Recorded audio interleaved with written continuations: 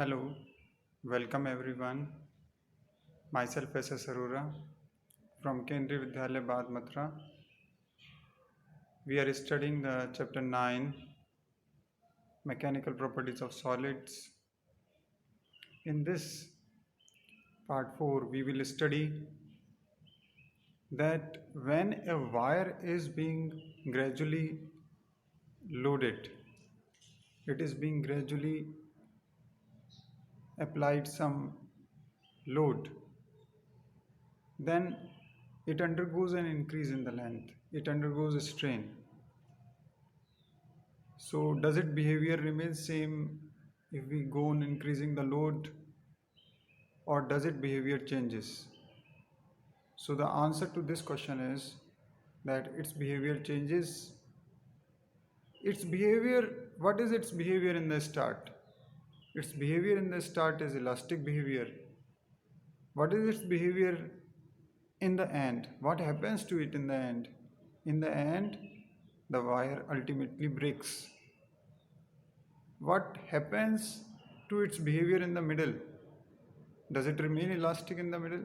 No. The answer is that in the middle it is showing a plastic nature, plastic behavior. It shows the permanent deformation. So here, with the help of the stress and strain curve, you can explain these things: elastic behavior, plastic behavior, breaking point, and other things. So let us see. I have already drawn this and I have already written it. I will try to explain this to you here. So first of all, in this explanation you can see that wire is being loaded. We have drawn a diagram to show that the wire is under the load. Gradually this load is increased, gradually there will be strain. So when you increase the load gradually, so you increase the strain gradually. So the graph is already drawn here. So you can see the first portion, O to A portion. This is a straight line portion, but you can see later on A to B, it is not a straight line portion. That means the stress is no longer proportional to strain after A, and at B, C and other, the stress is no longer proportional to strain. Only the stress is proportional to strain between O to A. So initially this wire, for a very small strain, shows the proportionality of stress and strain, and that is being written here, that O to A, stress is proportional to strain and wire is perfectly elastic. Wire will show the elastic behavior. You will also ask that, sir, what is after A to B? A to B is also the elastic region, remember it. Though it is curved, A to B is curved. That means the stress is not proportional to strain. Strain increases a little rapidly than stress.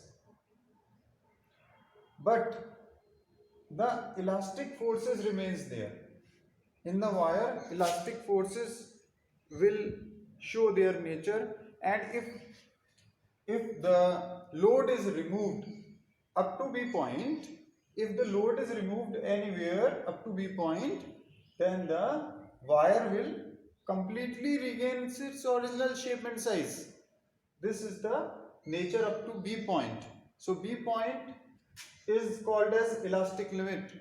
We use this word elastic limit in Young's modulus, bulk modulus, and we will say that within elastic limit the Young's modulus is defined as so on, or bulk modulus is defined as so. That is this elastic limit. Remember that up to elastic limit the behavior is elastic, but the curve is not a straight line from A to B. After B point, the strain is large. You look at it, observe that the strain is large or not? Strain is large after B point. So beyond B point, the strain increases rapidly. That I have written here. And if the load is removed at any point C, the wire does not come back to its original length. At C, now after B, beyond, any point you take and you remove the load, then if you remove the load by increasing the strain beyond B, beyond elastic limit, then the wire is not going to regain the original shape and size. That means the forces in the wire, the restoring forces are no longer elastic. So the wire shows a plastic behavior. I have written plastic region, I must write plastic behavior. So you may cut it and okay, region is also right, but you may write behavior also. So it is the plastic, beyond B is the plastic behavior, plastic region. This is the explanation of this curve. Then there comes also the point B, and B to D is completely plastic region, and then between B to D, what happens actually with the wire? The wire shows some necks and wastes. That means वो कहीं से थोड़ी सी दब जाएगी और दिखने लगेगी जैसे टूट भी सकती है. So between B and D, the strain is very large.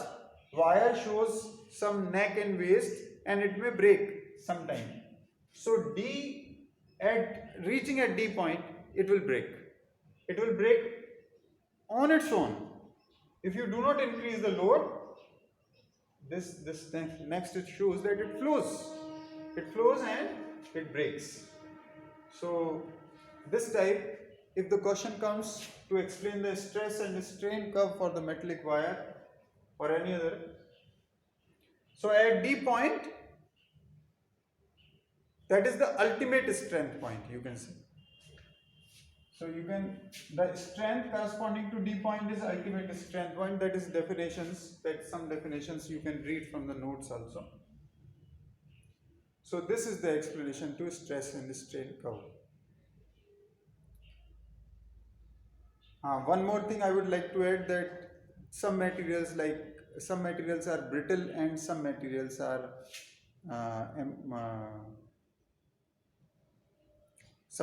are drawn into a ductile.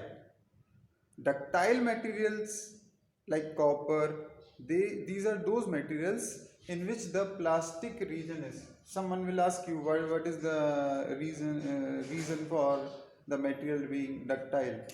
So the reason is that their plastic range is very large. So that is the reason for the ductileness. And in the brittle, the plastic region is too small. You can draw the graph for the ductile materials. This is the graph for the ductile material showing the large plastic region. But for the brittle material, the plastic region, the D point comes very close to the B point, and the things breaks like glass, ceramics, it breaks. Thank you very much.